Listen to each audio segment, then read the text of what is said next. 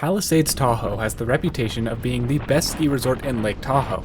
You want to know how I know that? Well, it's because they told me. Man, what is that English? Well, given that the people who made their website have the linguistic prowess of a caveman, how well can the folks at Palisades actually run a ski resort? Yikes, we're off to a real good start today, aren't we? Well, let's see just how bad it can get from here. Spoiler alert, it's all downhill, and not in the fun skiing way. Don't believe me? Well, here it is, a hater's guide to Palisades Tahoe.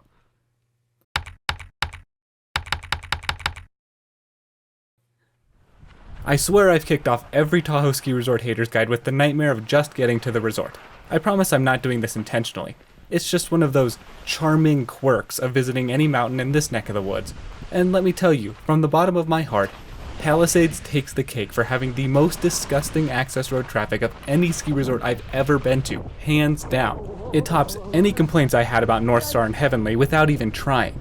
Access road traffic here is so bad that, unlike Northstar, I don't even need a Reddit comment to back me up. I just need a personal anecdote. As someone who's skied Tahoe extensively, you may be shocked to learn that I've only spent one full season skiing Palisades, back in 2014. That's because the experience, which was exacerbated by the access road congestion, was so bad that I never wanted to suffer through it again. On powder days, the traffic starts as early as 5 a.m., no exaggeration. It's like these people here are fueled by something white, other than snow. A lot more on this to come. If you show up at the late hour of 7 on such days, there's a very good chance that you don't even make it to the resort till noon. And believe me when I say, this has happened to me more times than I feel like admitting. The funniest part? Without traffic, this road only takes about 14 minutes. I know it's a sin for me to keep mentioning Palisades and Northstar in the same breath, but when it comes to snow quality, honestly, they're exactly the same. Which is to say, wet, heavy Sierra cement dog crap. At least the terrible snow doesn't last long. During storm days, most of the mountain shuts down, which just leaves the Resort Chair, Red Dog, and maybe KT22 and Treeline Cirque if you're lucky. Yeah, those are some PNW-ass closures. Now factor in all the crackheads you waited in line with, and yeah, the powder gets skied out in about 5 minutes, tops.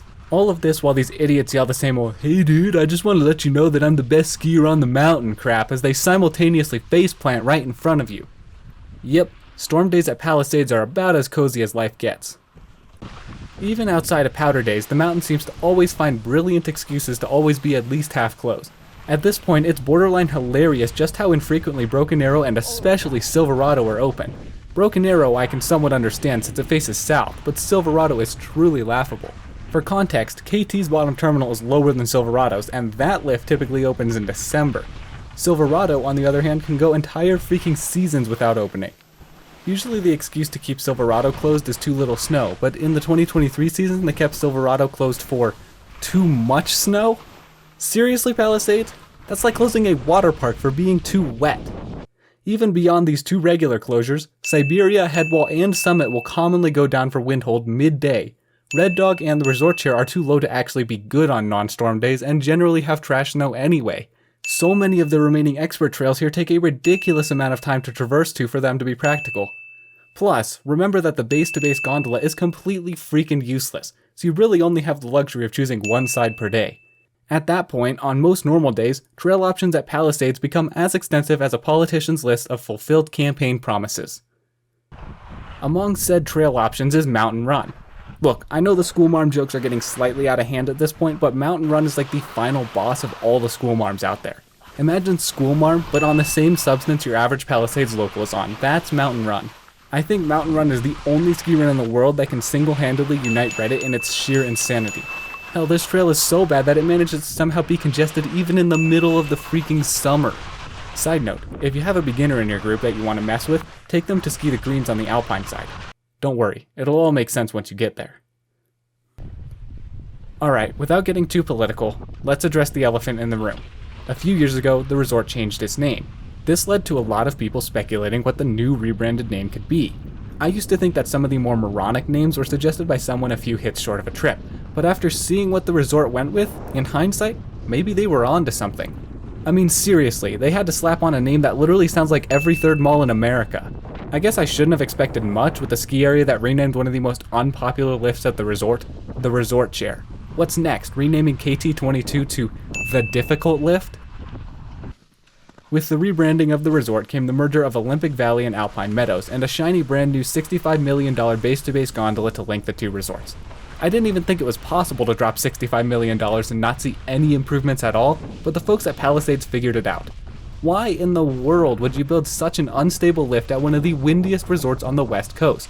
The gondola is so inefficient that it's faster to take the freaking bus.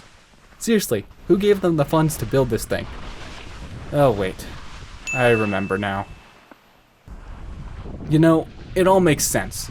Only idiots willing to pay $269 for a freaking lift ticket would be cool with funding the single most useless lift project of the century. While we're on the subject, what the hell is this pricing structure? Why is a Palisades Season Pass $16.99 when the Icon Pass, which offers way more perks, is nearly $400 freaking dollars cheaper? I know the whole point is to sway you towards an Icon Pass, but man, that is truly a Vail Resorts level pricing structure. I feel like the overarching thing with Palisades Tahoe is simply all bark but no bite. I mean, that literally describes 99% of the people who ski here. Everyone talks big, but most can't even come close to backing it up.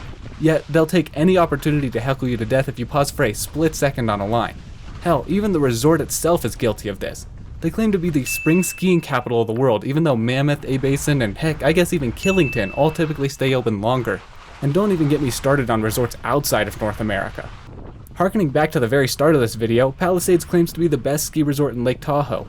But how do you have the audacity to say this when you can't even get basic things like consistency and safe openings right? It's all a shame because Palisades can be phenomenal on days when everything is open and running smoothly. However, if you think that these kinds of days are a common occurrence, well, you're on the same substance as everyone else. All my love, I'm out.